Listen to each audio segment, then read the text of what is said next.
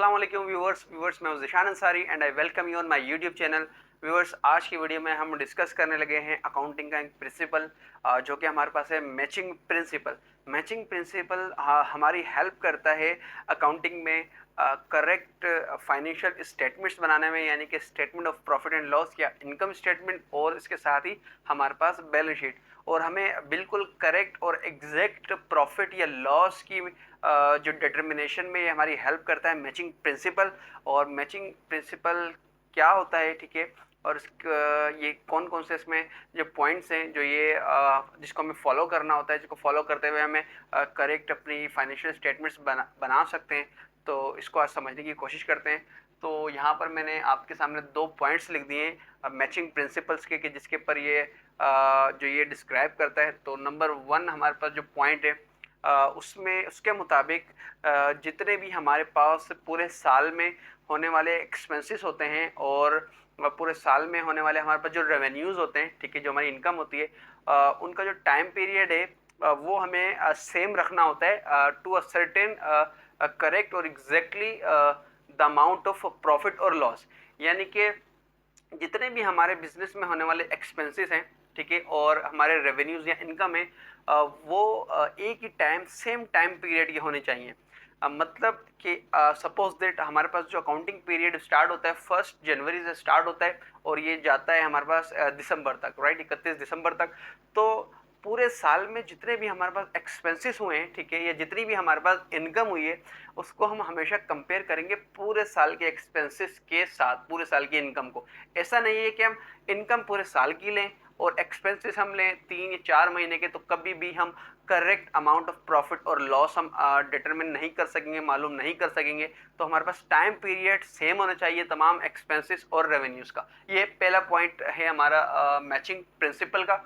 और इसके साथ ही हमारे पास सेकंड पॉइंट जो हमें मैचिंग प्रिंसिपल बताता है, वो ये कहता है कि भाई रेवेन्यूज़ और expenses should match with each other.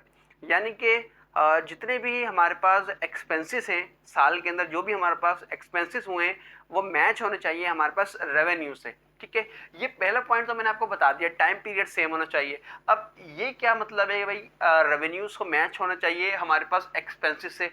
इस सेकंड पॉइंट को बताने के लिए यहाँ पर मैंने कुछ आपके सामने कंप्यूटेशन किए, ठीक है।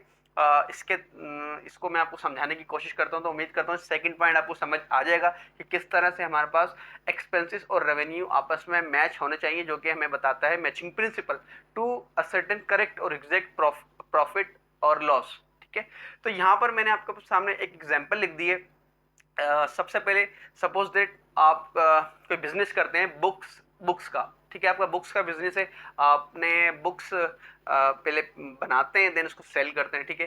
तो आपने यहाँ पर 10 बुक्स बनाई, ठीक है, और एक बुक बनाने पे जो आपके पास कॉस्ट आई है वो है ₹100 की। तो 10 बुक्स आपने बनाई और एक बुक को बनाने में ₹100 की आपके पास कॉस्ट आई, ठीक है। तो ये हमारा एक्सपेंस हो जाएगा, राइट। अगर आप बनाते हैं बुक्स, अगर आप खरीद के सेल करते हैं, ठीक है, मतलब परचेज करके, तो आपकी परचेजेस हो जाएगी। तो सपोज दैट आप बनाते हैं तो ये आपका एक्सपेंस हो गया 1000 का।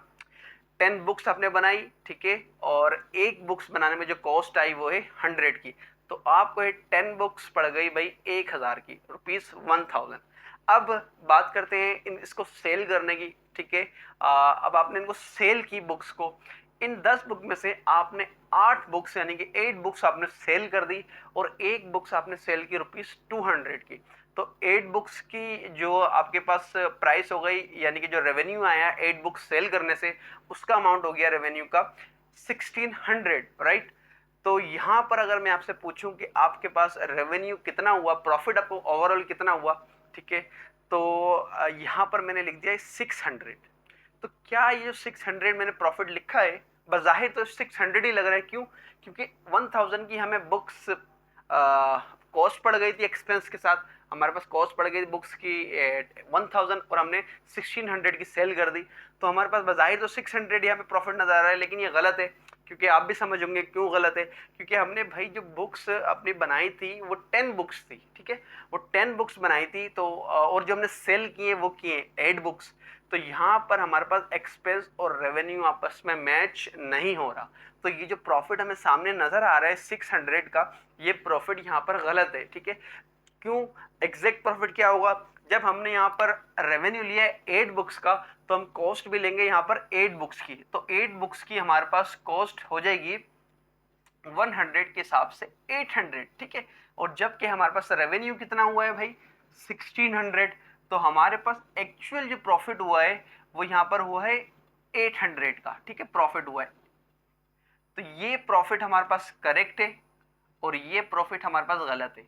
तो ये प्रॉफिट हमें उस वक्त सही मिला कि जब हमने अपने एक्सपेंसेस को मैच किया अपने रेवेन्यू से, ठीक है। जब तक आपके एक्सपेंसेस मैच नहीं होंगे आपके रेवेन्यू से, तो आप कभी भी करेक्ट और एग्जैक्ट अमाउंट ऑफ प्रॉफिट और लॉस असर्टेन नहीं कर सकते। ना ही आपकी बैलेंस शीट सही बनेगी, ना ही आपकी दूसरी फाइनेंशियल स्टेटमेंट यानी कि इनकम स्टेटमेंट आपकी सही बनेगी। तो ये हमें बताता है मैचिंग प्रिंसिपल, और ये आप लोगों को पता होना चाहिए। दोनों पॉइंट्स उम्मीद करता हूँ आपको समझ आ गए होंगे।